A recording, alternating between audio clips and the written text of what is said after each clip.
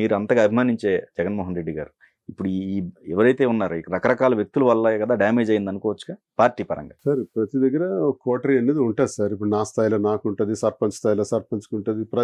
Coterie అన్నది చాలా మంది అనుకుంటారు కోటరీ ఏంటి అన్నది. ప్రతి ఒక్కడికి ఉంటుంది. ఉదయాన్నే సర్పంచ్ ఇంటికి మనం వెళ్ళాం అనుకోండి, ఆ సర్పంచ్ గారి ఇంటి దగ్గర ఎప్పుడు ఒక నలుగురు మనుషులు ఎప్పుడు ఉంటారు. ఉదయం 6 నుంచి రాత్రి 10 వరకు వాళ్ళు ఒక నలుగురు మనుషులు ఉంటారు. ఒక ఎంపీపీ దగ్గర ఉంటారు, ఒక ఎమ్మెల్యే దగ్గర ఉంటారు, ఒక మంత్రి దగ్గర ఉంటారు, ఒక ముఖ్యమంత్రి దగ్గర ఉంటారు, ఒక ప్రధానమంత్రి దగ్గర ఉంటారు. ప్రతి నాయకుడి దగ్గర కోటరీ సిస్టమ్ అనేది లేకుండా ఎక్కడ ఈ ప్రపంచంలో ఎవడు రాజకీయం చేయలేడు. ఉంటారు వాళ్ళ ఆత్మీయులు, ఆ లీడర్ మనసుకు నచ్చిన వాళ్ళు, ఆ లీడర్ అంటే నచ్చిన వ్యక్తులు, ఆ వచ్చి 5గురో 3గురో 4గురో 10 మంది ఉంటారు. వాళ్ళు అన్ని విషయాలు చెప్తూ ఉంటారు. దేశం మీద జరిగినవి, ఊరిలో జరిగినవి అన్నీ చెప్తారు. వాళ్ళు వచ్చి మనం లీడర్ అంటే మనం అన్నీ వినాలి, అన్నీ వినాలి, వినకుండా ఉండకూడదు, వినాలి. ఇది నిజమా అబద్ధమా అక్కడే మనకు అగ్ని పరీక్ష ఉంటుంది. అక్కడే లీడర్షిప్ అన్నది స్టాండ్ అవుతుంది.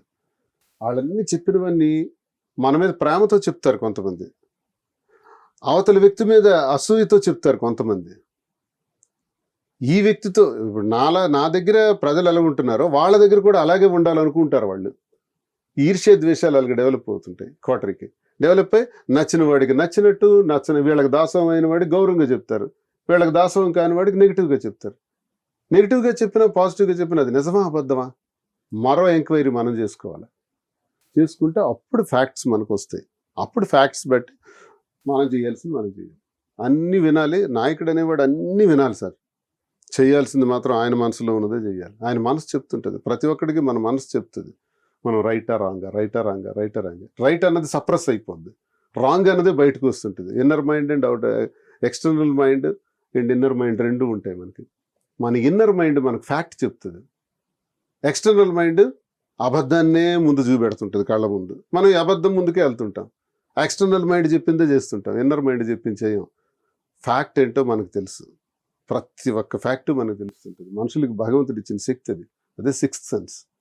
దాన్ని మనం పక్కకు దోసేస్తాం. అది సాధించగలిగిన వాడే నాయకుడు, లీడర్ అవుతారు. ఏ పార్టీ అవని ఎవరవని ఇది ఆచరించవలసినటువంటి విషయం. నేను నా అనుభవాల్లో చాలా చూశాను. చెప్పుడు మాటలు విని చాలామందికి అన్యాయం జరిగింది. నేను పరిశీలన చేయకపోవటం వల్ల చాలా నష్టం జరిగింది. అయ్యో నా వల్లే కదా ఆయనకి న్యాయం జరగలేదని బాధపడిన రోజులు ఉన్నాయి. నేనే మళ్ళీ దగ్గర చేర్చుకొని న్యాయం చేసే రోజులు కూడా ఉన్నాయి చాలామందికి. ఇలా ఇవన్నీ మన పరిశీలనలోనే ఉంటాయి సార్. కోటరీ అనేది అందరికీ ఉంటాయి సార్. బట్ కోటరీ ఏం చెప్తుంది అన్నది చూసుకోవాలి.